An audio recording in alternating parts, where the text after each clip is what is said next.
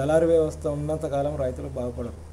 రైతులు ఏ పంట పండించినా, ఎంత పంట పండించినా, ఎన్ని పంటలు పండించినా కోత కోసినాక చివరకు వాళ్ళ పంటలను తీసుకుపోయి దళారులకు, వ్యాపారులకు అమ్ముకోవాల్సిన పరిస్థితి ఉన్నది.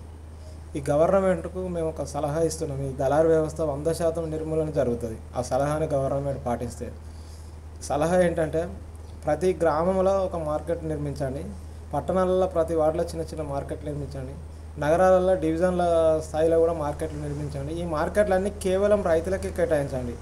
అప్పుడే రైతులు ఏ పంట పండించినా, కూరగాయలు, ఆకుకూరలు, కంకులు, పల్లికాయలు, కంది ఇట్లాంటి రకరకాల పంటల్ని పండించి తాము మార్కెట్కి తీసుకొచ్చి నేరుగా ప్రజలకు అమ్ముకుంటారు.